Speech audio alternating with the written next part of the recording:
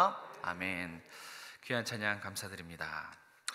여러분 다시 만나서 반갑습니다. 네, 잘 지내셨습니까? 네, 주님의 이름으로 축복하고 환영합니다. 우리 좀 이 감사하는 마음과 기쁜 마음으로 우리 옆에 사랑하는 지체들에게 좀 축복해 줬으면 좋겠습니다. 주님의 이름으로 사랑합니다. 한번 축복할까요? 네, 우리 2층도 주님의 이름으로 사랑하고요. 우리 성가대 주님의 이름으로 축복합니다. 오늘은 날마다 마음을 같이하여 라는 제목을 2주 전에 똑같은 제목으로 말씀을 나눴는데요, 오늘 같은 제목으로 두 번째 시간입니다. 오늘 본문에는 하나님이 보시기에 심히 좋았더라 할 만한 그런 교회의 아름다운 모습이 생생하게 담겨져 있습니다. 어떤 모습일까요? 여러분 성경을 가지고 계신 분들은 제가 오늘 읽은 본문을 보시면 여기에 야, 정말 내가 너희들에게 보고 싶어 했던 모습이다. 야, 정말 너희들 참으로 사랑스럽고 너희들의 모습이 아름답구나. 하나님이 감탄할 만한 교회의 모습이 있어요. 찾으셨습니까? 네. 자, 32절에 보면 있죠. 한 마음과 한 뜻되어. 이게 오늘 제목이에요. 날마다 마음을 같이하여. 같은 뜻입니다. 이것이 하나님이 기뻐하시는 모습이에요. 그런데 제가 더 주목하고 싶은 구절은 그 뒷부분입니다. 한번 여러분 잘 생각하고 들어보세요. 조금도, 재물이에요. 재물을 조금도 자기의 것이라 하는 모습이 찾아볼 수 없다는 거예요. 이 쉬울까요? 어려울까요? 네, 재물입니다. 이게 하찮고 시시한 물건이 아니라 집, 자동차, 핸드폰, 뭐 중요한 값 나가는 귀금속, 그런 재물을 조금이라도 내 것이다, 너 것이다, 이렇게 자기의 것이라는 모습이 하나도 없더라. 하나도 없습니다. 그런데 이 모습은 사실 쉬운 모습이 아니에요. 우리는 다 나중심, 이기적인 본성을 갖고 있어요. 이기적인 본성의 지배를 받는 인간에게 사실 절대 불가능한 모습이에요. 못합니다. 못해요. 윤리, 도덕, 착한 성품, 그것을 가지고 있어도 조금도 자기 것이라 하는 이 모습, 자기 것이라고 하지 않는 이 모습은, 이거는 세상에서 보일 수 있는 인간의 능력으로 가질 수 없는 그런 모습이라는 것이죠.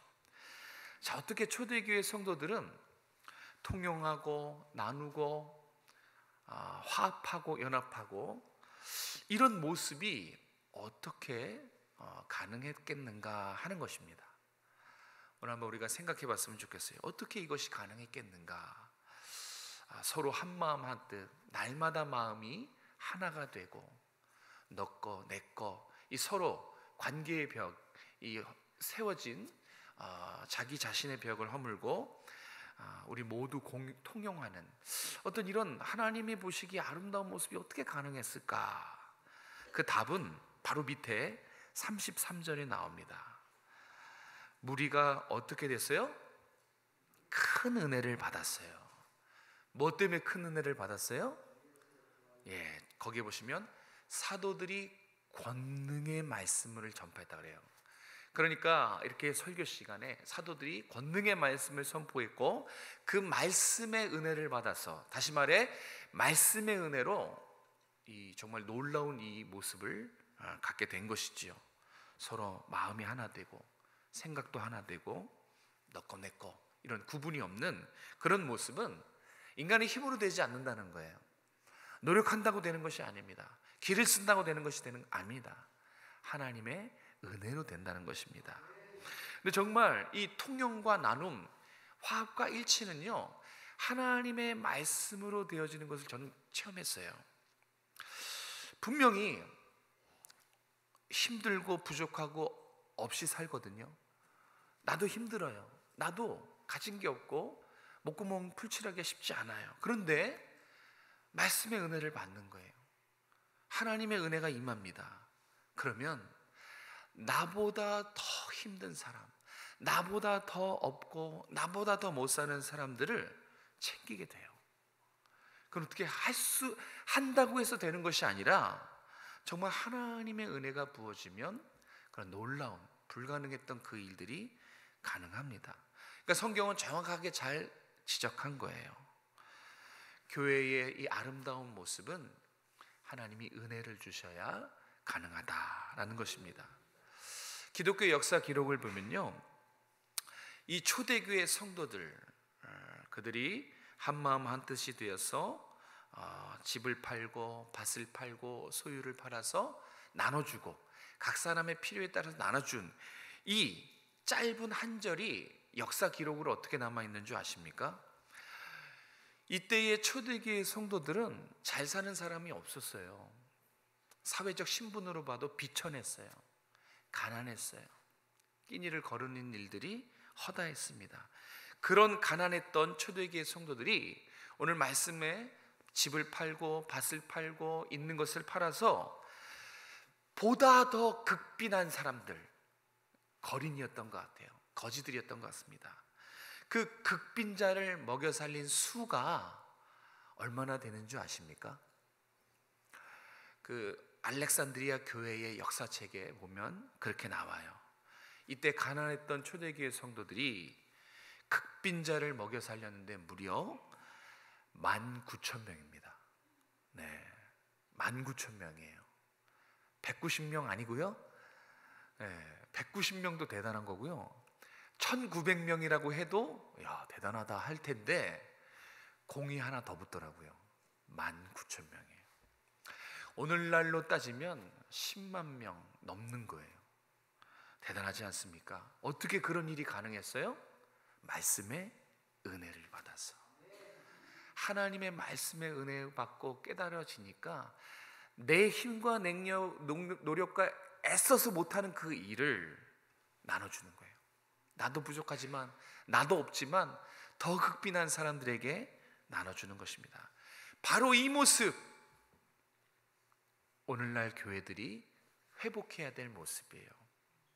통용하고 나누고 화합하고 연합하는, 하나님 보시기에 심히 좋았더라 하는 이 초대교회의 이 모습이 여러분이 회복돼야 될 모습이에요. 우리가 회복해야 될 모습입니다. 그런데 좀처럼 이게 잘 회복이 안 돼요. 저도 노력을 많이 하거든요.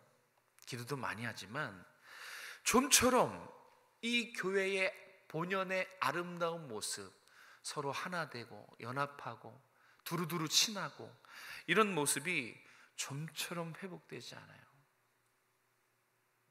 좀 부끄럽고 솔직한 얘기지만 우리 교회도 마찬가지예요. 우리 교회가 어느 순간 이게 지정석이 됐어요. 그래서 항상 앉는 곳에 앉아서 출석 체크하긴 편해요. 그런데 우리 1층에 계신 분들 바로 옆에 있는 분 아십니까? 친합니까? 우리 2층에 계신 분들도 여러분 옆에, 내 옆에 누가 예배를 드리고 있는지, 그 사람이 어떤 분인지 사실 친합니까? 잘 압니까? 이게 우리 교회의 모습입니다. 우리 교회도 회복이 돼야 돼요. 그런데 정말 이게 쉽지 않아요. 서로 알고 기도 제목도 나누고 친하고 밥도 먹고 차도 마시고 힘들고 어려운 것들을, 속에 있는 것을 다 끄집어내서 얘기할 정도의 신뢰, 이게 참 쉽지가 않아요. 왜일까요? 왜 회복이 안 될까요? 왜 하나님 말씀을 듣고 이 자리에서 하나님 말씀 듣고 알고 있는데, 여러분 알고 계시잖아요. 회복해야 되는 거 아시죠? 그런데 왜 안 될까? 방해하는 것이 있기 때문에 그렇습니다. 우리가 연합하고 화합하고 손 내밀어주고 사랑을 나누고 통용하고 이렇게 하고 싶어 하지만 이것을 방해하고 이것을 가로막는 그것이 있기 때문에 그렇습니다. 무엇일까요? 하나님이 심히 보고 싶어 하시는 교회의 연합, 교회의 화합, 이것을, 우리의 연합을 가로막는 그 실체가 무엇인지 오늘 본문을 통해서 좀 살펴보겠습니다. 오늘 이 본문은요, 여러분 기억하실지 모르겠지만 제가 2주 전에 같은 주제로 설교했어요. 제가 2주 전에는 성경 가지신 분들은 2장 앞으로 넘겨보실까요? 그러면 2장 43절부터 47절까지 제가 이 본문으로 2주 전에 설교했거든요. 그 소제목 보이십니까? 43절 위에 보면 소제목이 있어요. 믿는 사람들이 모든 물건을 통용하다. 교회의 화합과 연합을 말씀한 거예요. 그리고 오늘 두 장 다시 본문으로 와서 오늘 4장 32절부터 37절 말씀 보세요. 거기도 소제목이 붙어 있지요. 물건을 서로 통용하다고 했는데 그 32절 맨 앞에 믿는 무리가 나와요. 그러니까 똑같아요.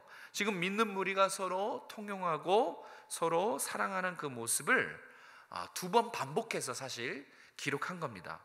이 4장 32절에서 35절과 앞에 본 2장 44절에서 47절은 정확히 똑같은 말씀이에요. 두 말씀 다 초대교회의 아름다운 모습, 통용하고 나누고 사랑하는 모습에 대한 말씀이에요. 둘 다 화합과 연합에 대한 말씀인데 다릅니다. 똑같지만 달라요. 뭐가 다르냐면 앞뒤 문맥을 보시면요, 두 말씀이 담고 있는 메시지가 좀 다릅니다. 예를 들어서 2장의 화합과 연합은 그건 설명하는 거예요. 우리가 함께하는 이 연합의 본질이 뭐냐, 그래서 그 앞에 하나님과의 연합을 설명하고 있죠. 복음을 전하고 하나님과의 연합한 사람들이 모인 연합, 그게 교회의 연합이에요. 그래서 2장에서의 연합과 화합은 연합의 본질을 설명하고 있는 것이라면 이 4장에서 똑같은 말씀이에요. 이 본문이 화합과 연합은 이것은 그 뒤에 나오는 사건에 대한 대답이에요. 여러분 5장 1절부터 11절까지 어떤 사건이 나옵니까? 거기 나오죠. 아나니아와 삽비라 부부에 대한 이야기가 나와요. 이 아나니아와 삽비라 사건에 아주 중요한 단서랄까요? 중요한 실마리 역할을 하는 것이 오늘 우리가 본문으로 삼은 4장 32절에서 37절 말씀이에요. 그러니까 4장의 연합과 화합은 이 교회의 연합과 화합을 무너뜨리는 그 실체가 있는데 그것이 무엇인지 이 아나니아와 삽비라 사건을 통해서 알려주는 역할을 합니다. 이제부터 우리가 살펴볼, 우리가 읽지는 않았지만 이 아나니아와 삽비라 부부 사건을 통해서 우리의 연합과 우리의 화합을 가로막는 그 실체, 그것이 무엇인지, 그리고 오늘 본문이 우리에게 주는 교훈이 무엇인지를 한번 짧게 살펴보도록 하겠습니다. 자, 여러분 5장 1절부터 4절까지, 이게 좀 길지만 배경이 되는 말씀입니다. 우리 함께 찬찬히 읽도록 할까요? 1절부터 4절까지입니다. 시작. 아나니아라 하는 사람이 그의 아내 삽비라와 더불어 소유를 팔아 그 값에서 얼마를 감추매 그 아내도 알더라. 얼마만 가져다가 사도의 발 앞에 두니 베드로가 이르되 아나니아야, 어찌하여 사탄이 내 마음에 가득하여 내가 성령을 속이고 땅값 얼마를 감추었느냐. 땅이 그대로 있을 때에는 내 땅이 아니며 판 후에도 내 마음대로 할 수가 없더냐. 어찌하여 이 일을 내 마음에 두었느냐. 사람에게 거짓말한 것이 아니요 하나님께로다. 아멘. 자, 첫 번째 대지는 이제 우리가 살펴볼 것은 교회 연합을 방해하는 그 실체가 무엇이냐 하는 것입니다. 여러분, 우리 안에도 있어요. 저에게도 있고 여러분의 마음에도 있습니다. 우리가 연합하고 화합하고 하나님이 기뻐하시는 아름다운 교회의 모습을 회복하는 데 있어서 방해하는 것이 있어요. 그래서 그것이 잘 안 되는 것입니다. 그 방해하는 것이 뭔지 아십니까?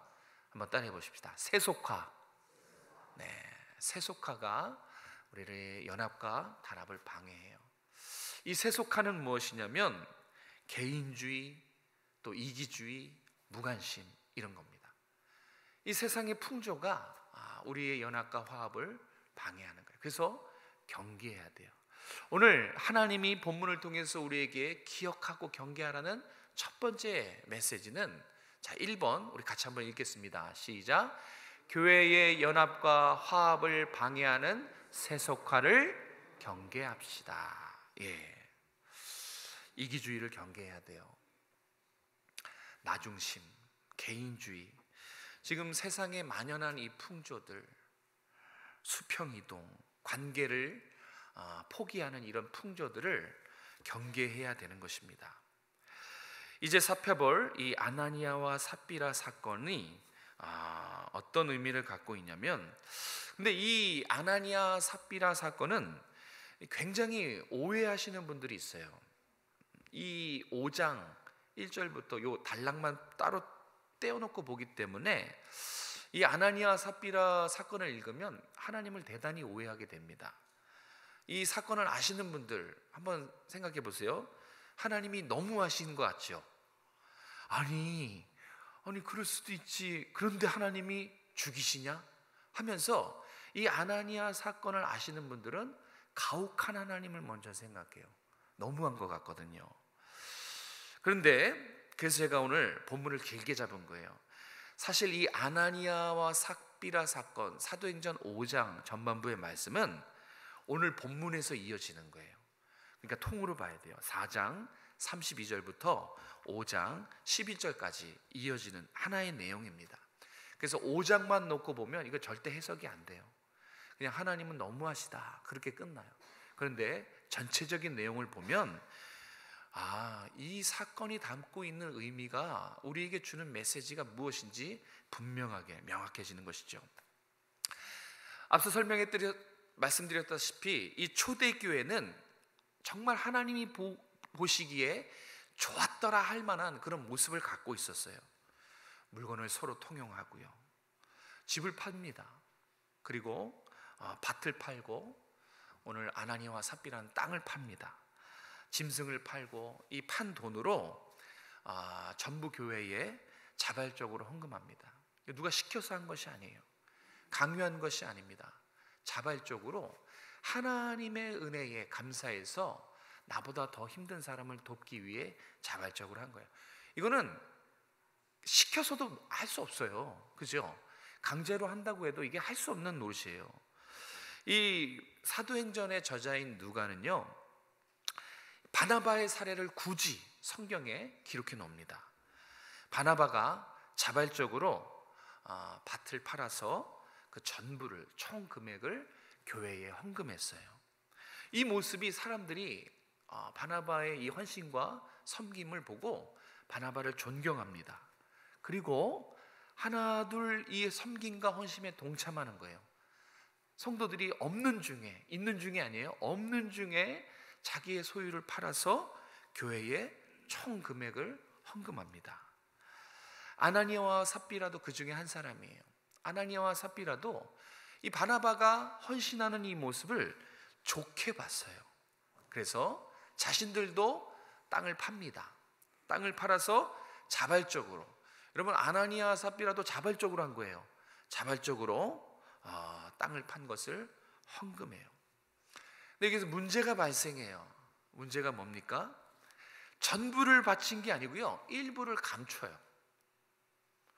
전부, 여기 지금 바나바도 그렇고 모든 성도들도 그렇고 숨기거나 감추거나 하지 않았어요. 그냥 총 금액을 다 헌금했거든요. 그런데 이 아나니아와 삽비라 부부는 전부 다 바치지 않았어요. 일부를 감추고 나머지를 드립니다. 그런데 거짓말을 해요. 전부입니다. 다 이 지금 헌금하는 이 금액이 땅을 판 총 금액이라고 거짓말을 해요. 근데 이것이 탄로가 나는 게 이제 문제가 된 것입니다.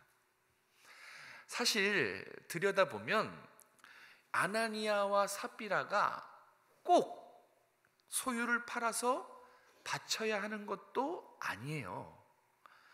꼭 사도들에게 전부 다 바쳐야 되는 것도 아닙니다.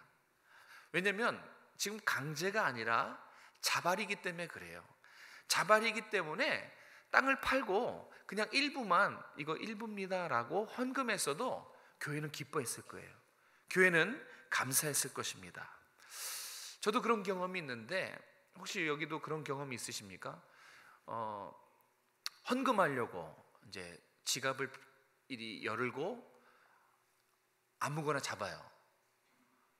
그리고 5만 원짜리가 잡히면 깜짝 놀라서 집어넣고 빨리 10,000원짜리로 그런 경험 있죠. 지금 그런 거예요. 누구나 할 수 있는 그런 실수입니다. 저도 그랬거든요. 저도 이렇게 목사님들 노회 가서 이제 헌금하다 5만 원짜리 해가지고 10,000원짜리로 헌금하고 저도 그랬어요. 누구나 쉽게 할 수 있는 작은 일이라는 거예요. 사람이 보기엔 정말 작은 일입니다.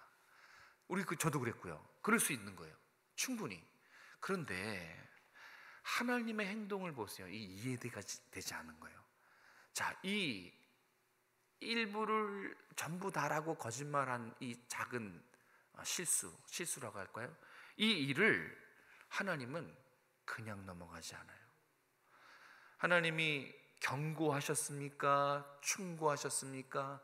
타일르셨습니까? 하나님이 어떻게 하셨습니까? 죽여버렸어요. 여기서부터 우리가 이해가 안 되죠. 아니, 누구나 저지를 수 있는 그런 작은 범죄인데 그에 비해 하나님의 형벌은 너무 가혹하죠. 그러니까 일반적인 사건을 하나님이 지금 특수하게 다루는 거예요. 원래 1:1 법칙이에요. 작은 사건은 타이르는 걸로 하면 끝내죠. 뭔가 사형이다 싶으면 살펴보면 정말 중범죄예요. 이렇게 지금 작은 사건을 하나님은 엄벌에 처하신 거예요. 여기서 이제 우리가 조금 더 들여다봐요. 왜 그러셨을까? 인간적인 눈으로 보면 그냥 타이르면 되는 거예요. 그러지 마, 속이지 마, 그냥 일부만 내도 괜찮아, 이렇게 그냥 타이르면 되는데 왜 하나님은 엄벌에 심판하셨을까요? 여러분, 이게 지금 즉결 심판이거든요. 그 자리에서 바로 사형 선고를 내린 거예요. 성경에 하나님이 이렇게 즉결 심판한 사례가 드물어요. 그러니까 지금 이 일은 작은 일이 아니라는 거예요. 상식적으로 보면 하나님이 이해되지 않지만 하나님의 형벌을 기준으로 보면 지금 이 아나니아와 삽비라 부부가 감추고 거짓말한 것은 결코 가벼운 일이 아니라는 것을 성경이 가르쳐주고 있는 거예요. 그러니까 하나님 보시기에는 심각했다는 거예요. 하나님 보셨을 때는 그냥 넘어갈 수 없는, 즉 바로 그 자리에서 치셔야만 하는 중대한 대형 범죄라는 것을 우리에게 알려주고 있습니다. 자, 그럼 궁금해져요. 도대체 무슨 잘못인가? 이 아나니아 삽비라가 저도 그렇고 우리도 할 수 있고 누구나 할 수 있는 쉬운 범죄인데 도대체 이게 하나님 보시기에 뭐가 잘못됐길래 중대한 범죄로 하나님이 그 자리에서 심판하셨을까? 어떤 범죄길래 도대체 엄벌에 처하셨나? 여러분, 아나니아와 삽비라 부부가 저지른 범죄는 정말 가벼운 죄가 아니에요. 이거를 깊이 살펴보면 정말 큰 중대한 범죄를 저질렀어요. 여러분 꼭 기억하십시오. 이 아나니아와 삽비라 사건은 이 부부의 범죄가 뭐냐면 교회의 연합과 화합을 깨트리는 범죄예요. 의외지요. 그냥 거짓말한 걸로 생각하고 하나님이 뭔가 가혹했구나라고 우리가 생각하지만 아니에요. 그게 진짜 범죄가 아니에요. 배경을 놓고 보면 이 전체적으로 이 말씀을 문맥에서 보면 아나니아와 삽비라가 그날 거짓말하고 감춘 것은 교회의 연합과 화합을 깨트리는 하나님 보시기에 엄청난 범죄였던 것입니다. 이 당시는요, 교회가 이제 막 탄생하는 교회의 태동기예요. 그러니까 교회 역사에서 다시 없을 아주 중요한 시기예요. 건물로 따지면 기초 공사를 하는 시기예요. 인부들이 그러더라고요. 공사할 때 가장 신경 쓰고 긴장하는 때가 언제냐? 기초 공사할 때래요. 기초 공사가 모든 건물의 반 이상을 차지한대요. 기초 공사에 해당하는 시기였고요. 식물로 따지면 이 생장점이 왕성하게 일어나는 그런 시기예요. 다시 말해서 교회의 태동기로서 아주 중요한 시기에 범죄했다는 것이 이제 문제가 된 겁니다. 지금 이 초대교회의 이 모습을 잘 기억하십시오. 이 초대교회는요, 지금 하나님 나라의 견본이에요. 지금 이 태동은 초대교회의 이 모습은 하나님 나라의 견본이고요, 앞으로 세워질 수많은 교회의 원본, 원형으로서의 의미를 가져요. 그런데 지금 이 아나니아와 삽비라, 거짓말하고 욕심을 가지고 자기만을 위하는 이 이기적인 모습이 지금 있었다는 것은 뭐냐면, 지금 이 이기적인 모습, 또 욕심, 또 거짓, 이것이 당시에 이 사건이 흔적으로 남는다면 여러분, 교회가 앞으로 어떻게 될까요? 원형이 깨지고 원형에 흠집이 생기면 앞으로 어떻게 돼요? 똑같이 그렇게 되는 거예요. 정말 가장 순결해야 될 시기에, 가장 거룩하고 정말 하나님 나라의 모습을 온전히 담고 있어야 될 그런 정말 중요한 시기에 흠집 내는 거예요. 그것도 원형에, 원본에 지금 흠집 내는 것입니다. 그런 의미예요. 사탄이 아주 사탄이 기가 막히게 교회의 단합과 연합을 아나니아와 삽비라의 이기적인 모습을 통해서 지금 깨트리고 있는 것입니다. 만약에 이때 흠집이 났으면 앞으로 세워지는 모든 교회에 이기주의 풍조, 개인적인 무감심함, 이런 것들이 계속 두고두고 교회의 단합과 화합을 깨트리는 그런 흠집이 났을 것입니다. 이것이 사단이 노렸던 노림수예요. 아나니아와 삽비라를 통해서 시도한 것이요, 교회의 연합과 교회의 화합에 이기적인 세상의 풍조를 심어넣는 거예요. 가라지를 심어넣는 거예요. 그래서 하나님이 막으셔야만 했어요. 개인주의와 이기주의와 무관심, 이런 죄의 불순물들이 교회에 슬며시 틈타는 것을 막으신 것이죠. 그래서 엄벌을 내리신 거예요. 지금도 사단은 끊임없이 우리 교회의 연합과 화합을 무너뜨리려고 우리 마음속에 도사리고 있는 개인주의, 이기주의, 그리고 또 관계를 기피하는 이것이 교회 안에 깊숙이 들어왔어요. 서로 잘 모릅니다. 어떤 고민을 갖고 있는지, 어떻게 살아가는지 서로 안 물어봅니다. 이상하죠? 그리스도의 보혈로 하나 된 천국 가족인데도 불구하고, 하나님의 사랑으로, 십자가 사랑으로 서로 되어야 되는 우리임에도 불구하고 가장 기본적인 관계의 서로를 몰라요. 기도 제목 한번 물어보십시오. 무엇을 놓고 기도하는지 잘 몰라요. 무슨 얘기입니까? 사탄의 공격이 계속되는 거예요. 지금도 우리 교회, 한국의 모든 교회에 이렇게 개인주의로, 이기주의로, 무관심으로 슬며시 들어와서 성도들 사이를 갈라놓고, 하나님이 보시기에 아름다운 교회의 본연의 모습을, 연합과 화합을 무너뜨리는 그러한 시도들을 지금도 계속하고 있어요. 여러분, 우리 안에 뭔가 수가 틀리고 내 마음에 안 들면 막 꿈틀거리지 않습니까? 미움, 도대체 왜 그래? 시기, 질투, 이간질, 이기주의, 무관심, 이런 것들이 내 속에서 꿈틀거리고 우리 성도와의 교제와 연합과 사이를 벌려놓고 있어요. 붕괴뜨리고 있습니다. 그래서 회복이 안 돼요. 그래서 하나님이 그의 아들의 보혈로 맺어진 이 관계가, 그 아름다운 모습이 좀처럼 회복이 잘 안 되는 것입니다. 방해하는 요소가 너무 강력하다는 것이죠. 그럼 어떻게 극복해야 될까요?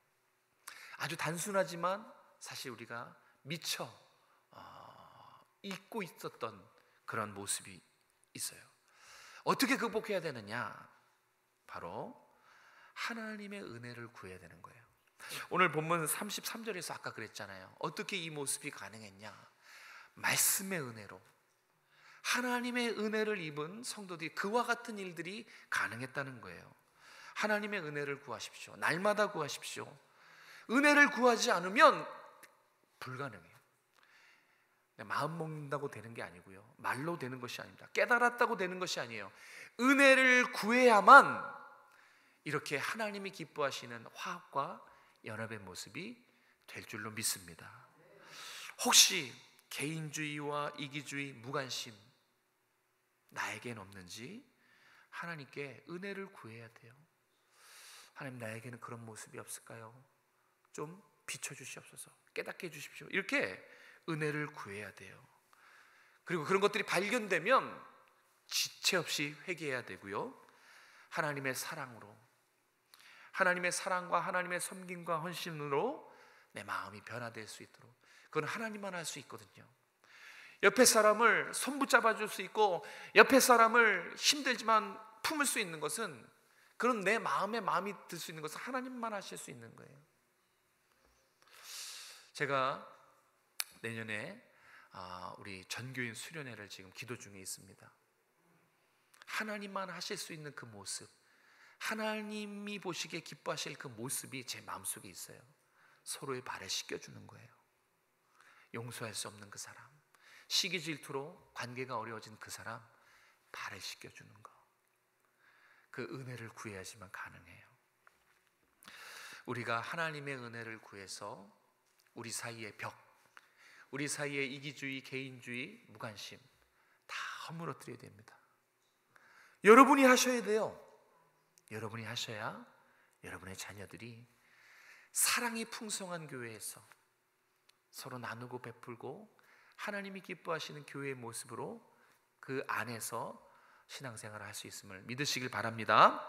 은혜를 구하십시오. 우리 옆에 분에게 손 붙잡고 이야기하겠습니다. 하나님의 은혜를 구합시다. 네, 하나님의 은혜를 구하시기 바랍니다. 자, 두 번째, 우리 5장, 사도행전 5장 5절 말씀입니다. 우리 스크린 보시고요, 같이 읽겠습니다. 시작. 아나니아가 이 말을 듣고 엎드려져 혼이 떠나니 이 일을 듣는 사람이 다 크게 두려워하더라. 자, 우리 10절과 11절 말씀도 같이 읽겠습니다. 10절 11절입니다. 시작. 곧 그가 베드로의 발 앞에 엎드려져 혼이 떠나는지라 젊은 사람들이 들어와 죽은 것을 보고 메어다가 그의 남편 곁에 장사하니 온 교회와 이 일을 듣는 사람들이 다 크게 두려워하니라. 아멘.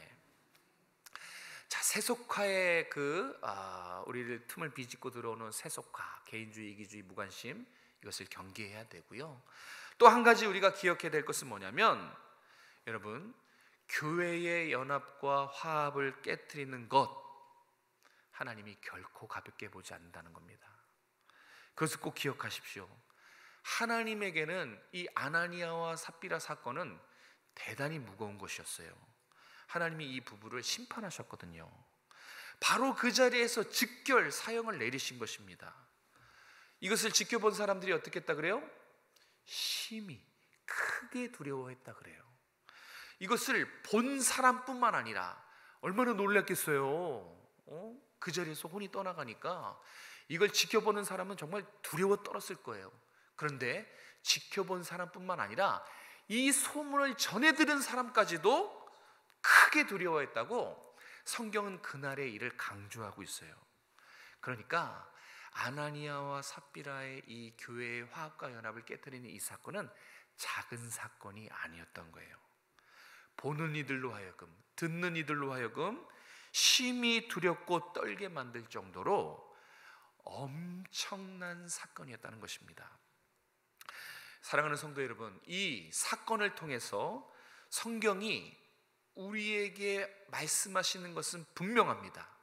그것은 뭐냐면, 하나님은 교회의 화합과 연합을 깨뜨리는 것을 결코 작게 보시지 않는다는 거예요. 교회의 화합과 연합을 깨뜨리는 그 우리들의 이기적인 모습, 개인주의적인 모습, 무감각한 모습은 하나님께 결코 가벼운 죄가 될 수 없다는 거예요. 이것을 기억하라는 것입니다. 옆에 사람 모르고 지내는 거 가벼운 일이 아니라는 거예요. 교회 안에 들어오지 못하고 예배만 드리고 밖에 머무는 거, 주변에만 있는 거, 이거 결코 소소한 일이 아니라는 것입니다. 그런 것들이 다 하나님이 혐오하는 교회의 분열과 분쟁과 교회를 나누게 하고 갈라서게 하는 그런 것들의 요인이라는 것입니다. 하나님은 왜 이렇게 교회 연합과 화합에 관심을 가질까요? 우리가 이렇게 화합하고 회복하고 연합하는 것을 왜 이렇게 지대한 관심을 가질까요? 우리가 서로 통용하고 나누고 사랑하고 그리스도 안에서 한 몸, 일치를 이루는 것에 대해서 왜 이토록 하나님은 간절하게 바라고 계실까요? 이거 꼭 기억해 주십시오. 너무너무 중요합니다. 우리의 화합과 연합은 어떤 큰 의미를 담고 있기 때문에 그래요. 왜 하나님이 우리 모두가 서로 친밀하고 하나님 나라의 한 권속으로 그렇게 영적인 연합을 이루기를 원하시는가? 바로 교회가, 저와 여러분이 유일하게 이 땅에 하나님 나라를 보여주는 수단이기 때문에 그렇습니다. 네. 교회 아니면 세상 사람들에게 천국을 보여줄 수 있는 방법은 세상 천지에 없어요. 여러분 아니면 여러분 주위의 사람들에게 천국을 보여줄 수도, 천국을 꿈꾸게 해줄 수도 없어요. 그래서 교회가 서로 화합하고 연합하는 것이 너무너무 중요해요. 그리스도의 보혈로 맺어진 이 관계, 이 특별한 관계를 성도들이 소중히 여기고 자기 자신같이, 내 몸과 같이 옆에 사람을 아끼고 사랑하고 물건을 통용하고 나누고 베풀면서 하나님 나라의 모습을 보여달라는 거예요. 그래서 하나님이 그걸 우리 교회의 연합과 화합을 너무너무 기대하고 계시는 것입니다. 이 모습이 세상은 흉내낼 수 없는 하나님 나라의 견본이거든요.